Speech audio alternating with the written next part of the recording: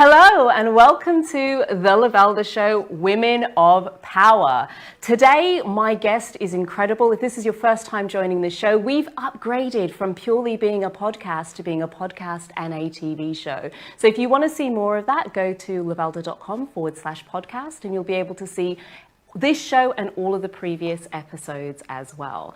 This show's developed where I am interviewing women about what the essence of their power is. It's a show for elevating women's voices globally, whether that is single mums, whether that's business owners. We are exploring what power is to you, giving you the power to elevate yourself. Today's guest is a dear friend of mine and an incredible woman who's had an exceptional story. Now, I don't want to butcher this, so I'm going to tell you it in exactly her own words. So my guest today is a Black woman in a white man's world.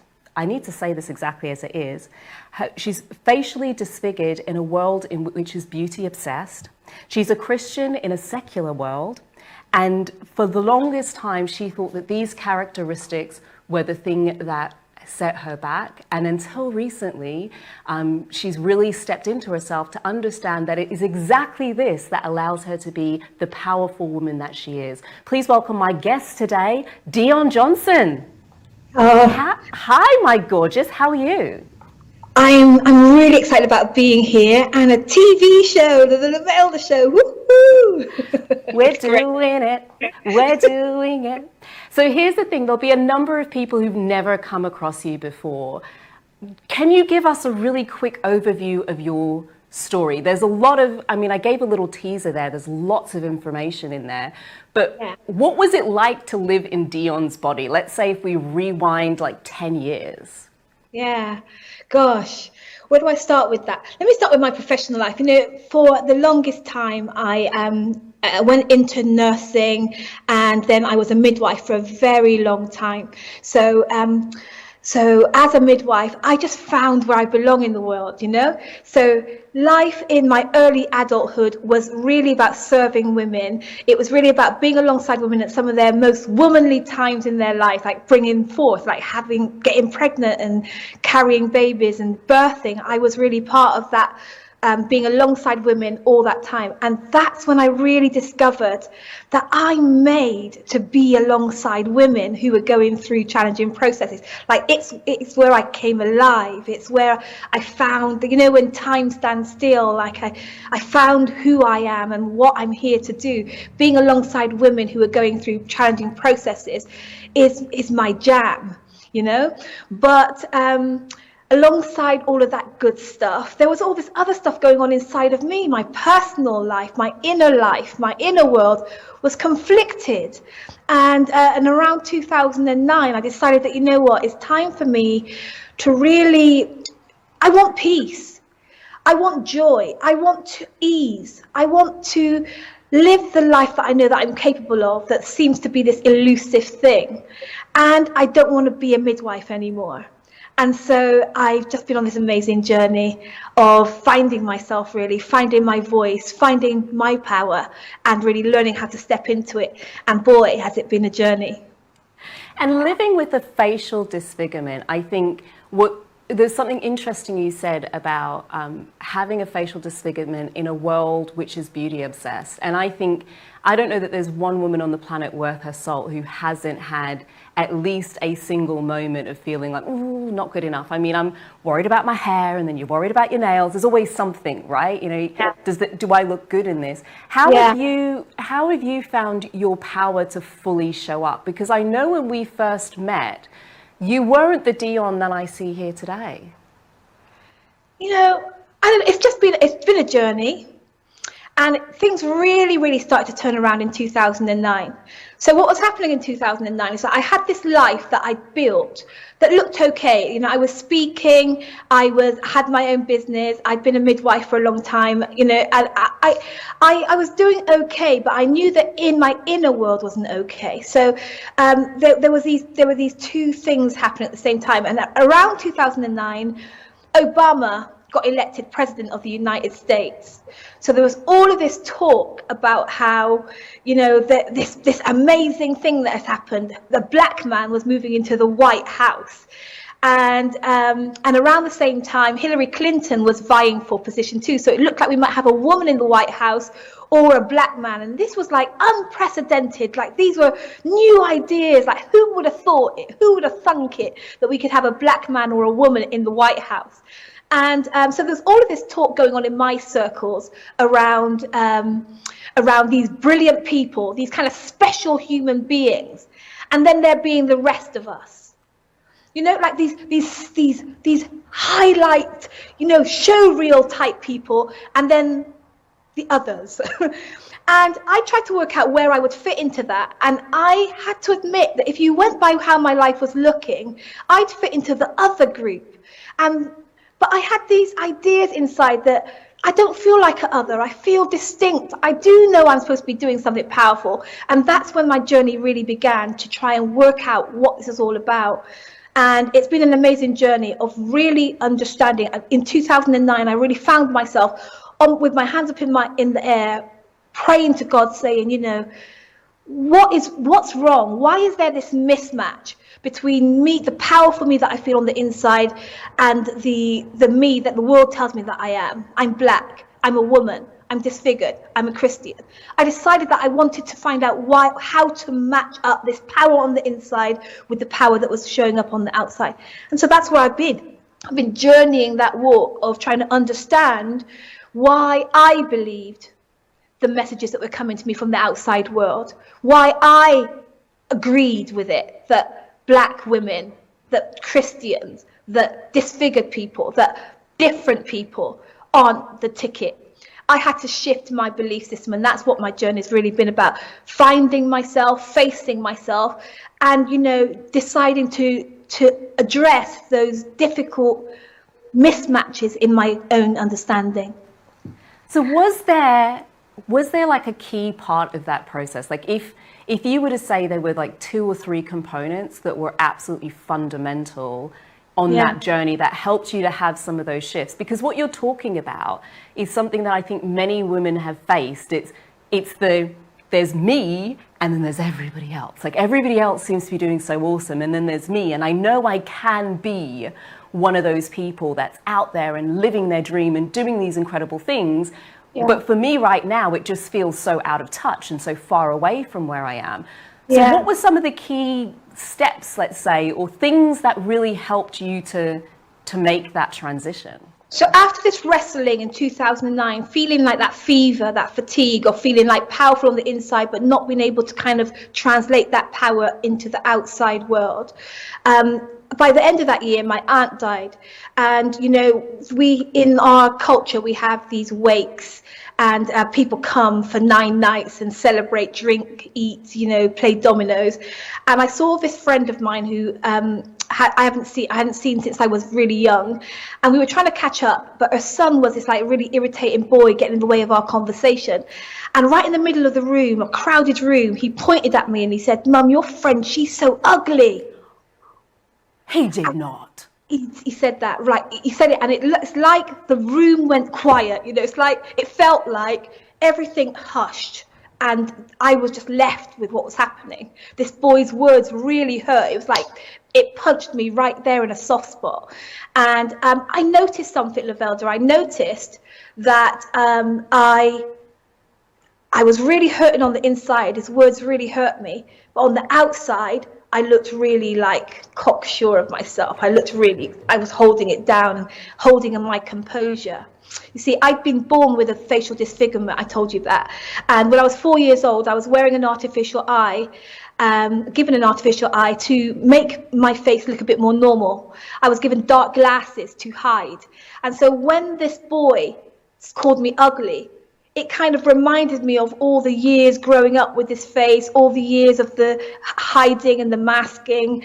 And that incident led to several incidents that week. Because haven't you found, Lavelda, that when it's time for you to handle something in your life, it's like you get all these prompts that start poking in, and one after the other, like buses, they just keep coming. Yeah, you just can't get away from it. Well, every day that week, after the boy called me ugly, every day of the week, I got another prompt. Some kids the very next day tapped me on the shoulder, pointed at my face, laughed, and ran off. And it was like the very next day. And all the days that week, things happened that made me realize that, shoot, I'm not as comfortable with this face as I thought. Shoot, there's some unresolved issues. Oh my God, what's going on here? I'm feeling pain. And so I found myself with my knees, my hands up in the air, saying, I need to find a way, God. Like, how can I heal this pain? And I didn't know how.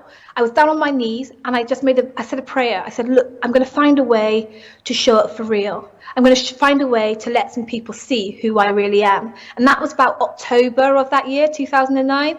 And by December, I was working my process to really find myself and show up for real. I got some help.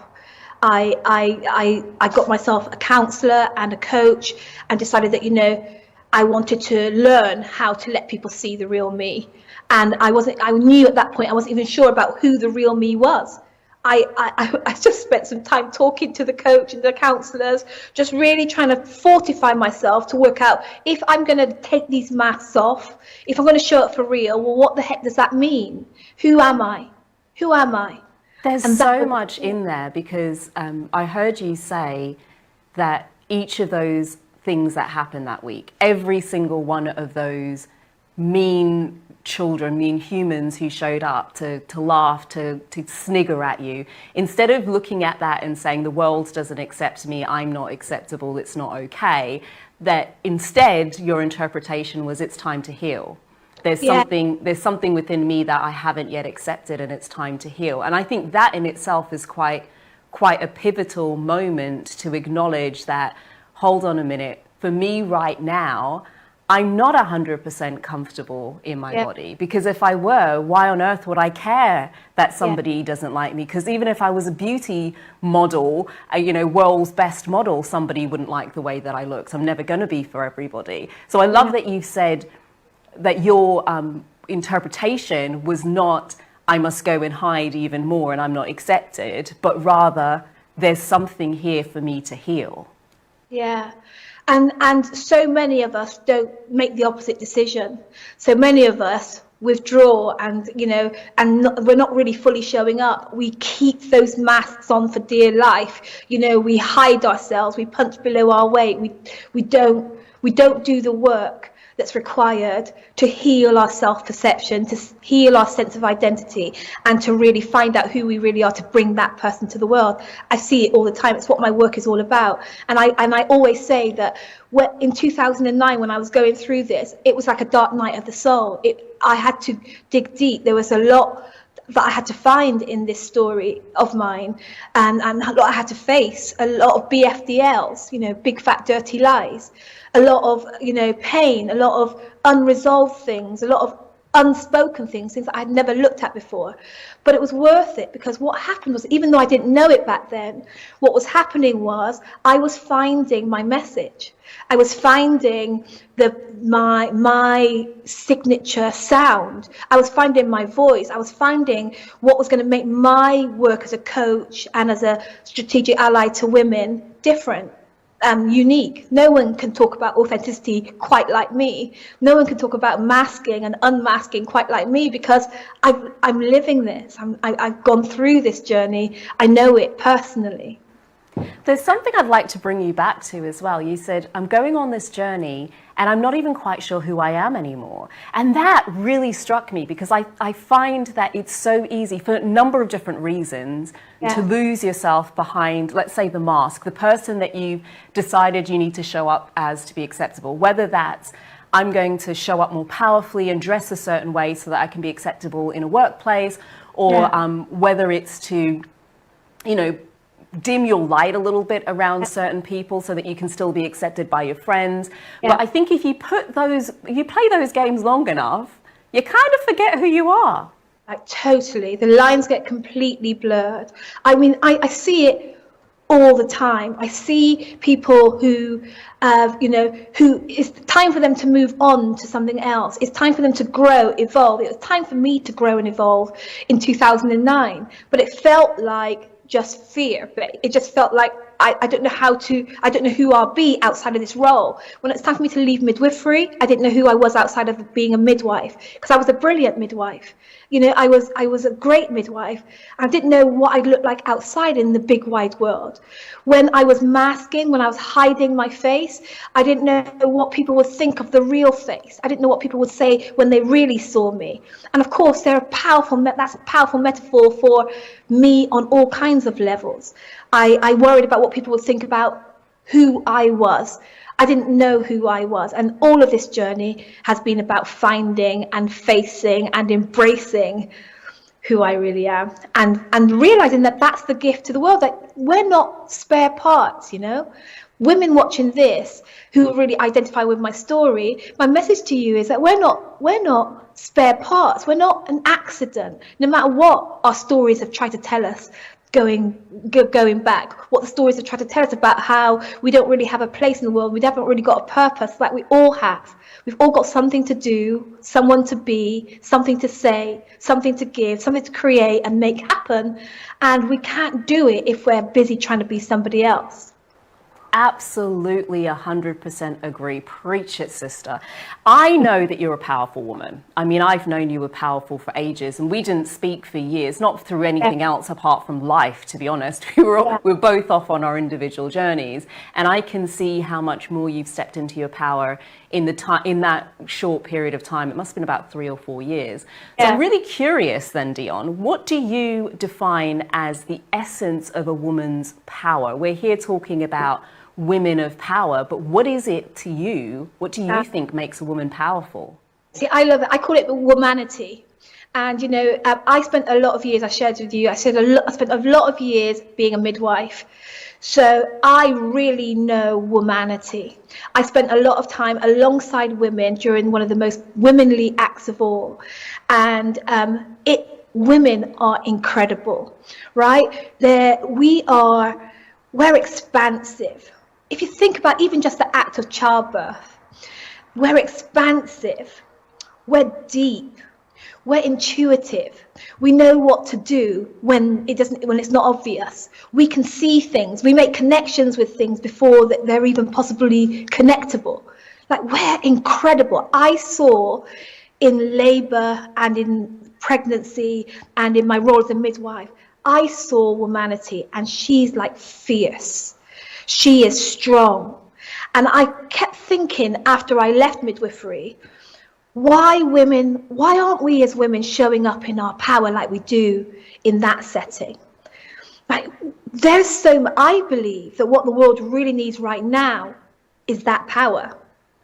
I believe that what the world really needs right now is that kind of expansive strength and ferocity that I call womanity. So I saw womanity in that labor room. Whether she was black, white, rich, poor, tall, short, fat, skinny, I saw her power. And we're fierce. There's no doubt about it. We have this, men know it. Men know about women's power. I would look for it on these men's faces in the labor room. I would look and see men in their own way, in their own words, just acknowledge, like respect, kudos to you. Like, men couldn't do that. Men don't have that kind of tenacity and that kind of power that they see in womanity. I just want us to see it in ourselves, What the world really needs right now is womanity, that power, that expansiveness, that ability to see and know and know how to do things. Women are powerful, and that's what the world really needs right now. I could not agree more. And you know what I think is going to really help us to see women's power? To hear from powerful women like you what your power tools are. Now listen, let me explain what I mean by that. So in my mind, I think I'm looking for, and part of the search for this show is to really understand the essence of a woman's power. And by talking to incredible women like you, Dion, to get to the bottom of what it is that makes women powerful. So what I would like to know is that if we were to take literally everything that you have done in your life and your business today and boil it down to 3 core things, and they can be tools, strategies, ways of being that you would say have been absolutely fundamental to your success in life and business, what would Yeah. those things be? Let's start with the first one. Well, you know what? I've got a philosophy that I call me first. So I really believe that if I'm going to be successful, for me, that really means that women who come to me for support and help and guidance, they shift. Their experience transforms, their power rises, they step into their own. And I think if I'm going to be successful from that definition, then it means that I have to go first. Me first. I practice what I preach.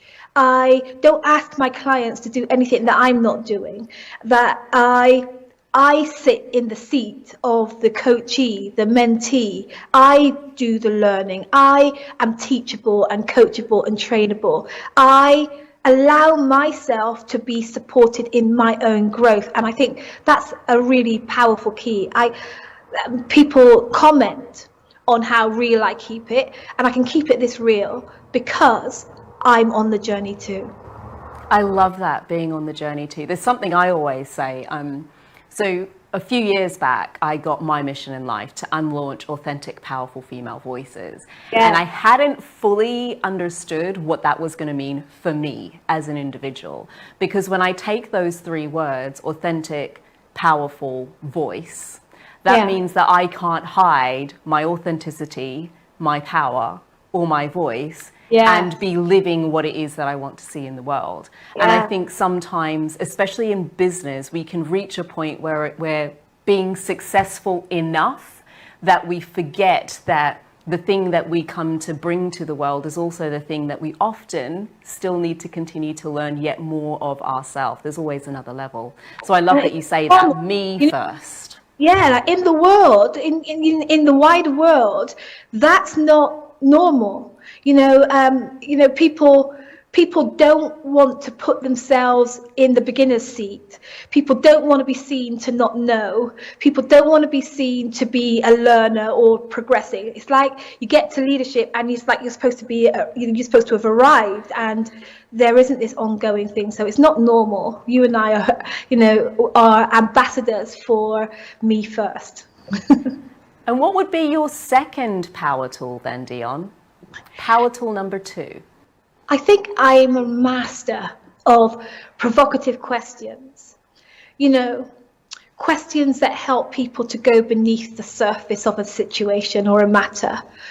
Questions that provoke introspection or provoke a new kind of way of looking at things. Oftentimes, there's this saying, isn't there, that if things have to change, if things are going to change, there has to be change. And oftentimes we've got such creature of habit ways of thinking about things, just thinking about things in really just same old thinking about situations. And if we want those situations to change, we have to learn to think about them differently. And a really powerful way to do that is to ask really provocative questions. And so my clients see things like something radically shift in their thinking. I call it BQT, better quality thinking, or HQT, higher quality thinking. And that comes out of being provoked to think about things differently. So I really believe in the power of asking powerful questions. We can ask ourselves powerful questions that we wouldn't usually ask. And questions, and get curious about what's happening and what's causing our situation, how we're co-creating it, and then being prepared to really answer some challenging questions. This I believe is success 101.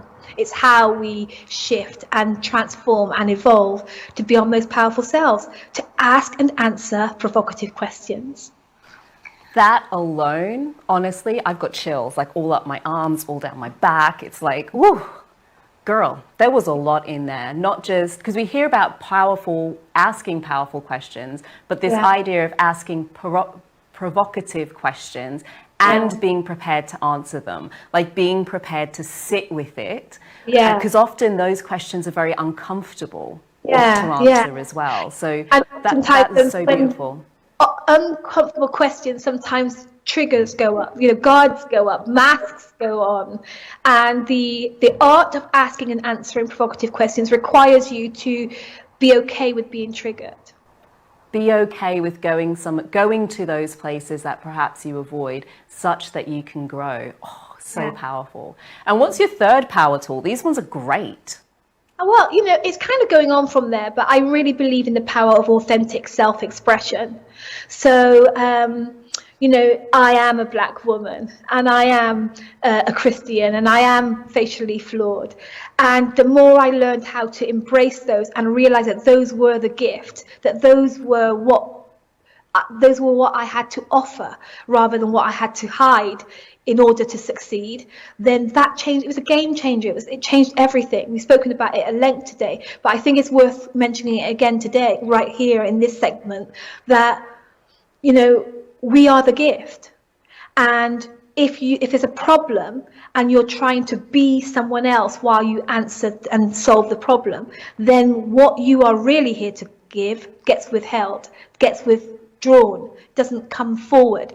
So yeah, I speak it as it is, I speak like me, and I'm learning to speak like me more and more, and it's a game changer. I know there's going to be women who are watching this, and men as well, who will be like, their hearts will have lit up with what you shared today. And I know you've got a book out at the moment that I think helps to really encapsulate a lot of the journey that you've been through, and much of what we've spoken about today in a huge amount more depth. So it's how you could get a little bit more of a piece of Dion. You don't need to stop here. Do you want to tell us a little bit more about the book and how people can get hold of it? Yeah, it really, this is my book. I have to show you. It's called Influential Women. And the essence of the book is that women are powerful, that this is our moment. This is our moment to really step into our power. No more punching below our weight. No more, hiding behind the scenes. The world is ailing. Inequality, injustice, racism, sexism, all the isms, indifference. The world is really, we can feel it. We watch the news, and it's like, we don't know it's almost unbelievable to watch the news and see what's happening in our world today, especially in the wake of the pandemic. So there's no more time for women to be punching below our weight and hiding and masking. It's time for us to take those masks off, to find the woman behind there, get familiar with how powerful she is, and aim her at changing the world in the way that only you can. Oh, love it. That book is Influential Women. It's on Amazon, or great bookstores. You'll be able to go and get it on there, but many of us are stuck at home at the minute. So Amazon will be a good place for you to go and download yourself a copy of that book. What are the other ways that people can get hold of you, Dion? So the Womanologist, Dion Johnson, the Womanologist, I'm everywhere. So, all the social media outlets, but my favoritist one is LinkedIn. So come and have a chat over on LinkedIn, and visit my website, thewomanologist.com. Thewomanologist.com. The book is The Influential Woman. Dion, you've been absolutely exquisite. If there was just one message that you could leave our guests with, our viewers and listeners with today, what would that one message be? It's time. It's time for us to be seeing you. So let's be seeing you. You heard it here first. It's time for us to be seeing you. That's all we've got time for today. Thank you very much for joining. My name's Lavelda Vincenzi. You've been here at the Women of Power show. Until next time, have an incredible day, morning, afternoon, evening, wherever it is. And if you aren't already following the show, then you can find us on Instagram, Lavelda Show, and make sure that you hit that follow button, also available on YouTube. Until next time, have an incredible day, evening, morning, wherever you are. Take care.